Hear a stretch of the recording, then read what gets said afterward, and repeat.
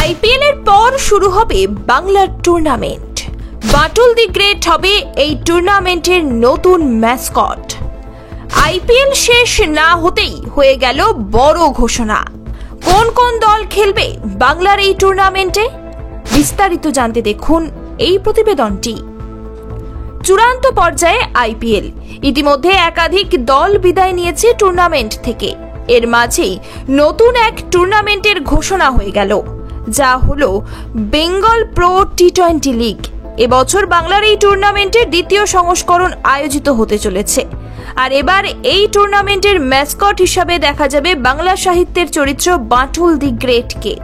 কলকাতার এক হোটেলে লিগের ড্রাফটিং পর্ব শুরু হওয়ার আগে সিএবির তরফে এই ঘোষণা করা হয়।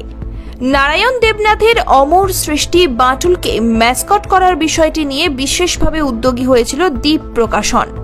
এদিনের অনুষ্ঠানে দুই প্রাক্তন ভারত অধিনায়ক সৌরভ গঙ্গোপাধ্যায় ও ঝুলন গোস্বামী, সিএবি সভাপতি স্নেহাশিস গঙ্গোপাধ্যায়, দীপ প্রকাশনের তরফে দীপ্তাংশু মণ্ডল সহ অন্যরা উপস্থিত ছিলেন। এদিন বিকাল 4টে থেকে ড্রাফটিং পর্ব শুরু হয়। মহিলাদের টি-20 লিগের ড্রাফটিং অবশ্য আগেই হয়ে গিয়েছে। আর কলকাতা নয়, টাইটান আই প্লাস এখন বনগাঁ শহরে।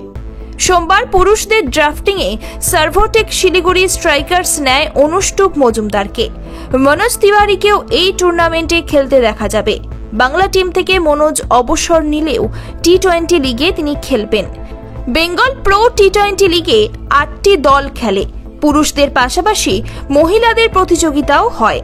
গত মরশুম থেকে এই প্রতিযোগিতা শুরু করেছে সিএবি, যা ঠিক আছে জুন মাসের দ্বিতীয় সপ্তাহ থেকে শুরু হতে পারে Bengal pro টি-20 league.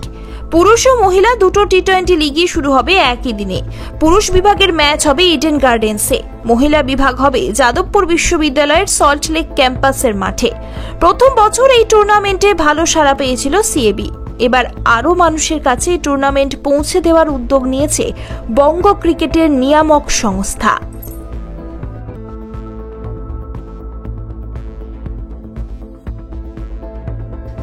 Bureau report ई समकालीन। ये टाइटन का सनग्लास है एंड इसमें पावर्ड लेंस भी लगा सकते हैं। আর কলকাতা নয়, টাইটান আই প্লাস এখন বনগাঁ শহরে। চক্ষু পরীক্ষা সহ সানগ্লাস, কন্টাক্ট লেন্স পাওয়া যাচ্ছে বনগাঁর যশোর রোডের নিজস্ব শোরুমে।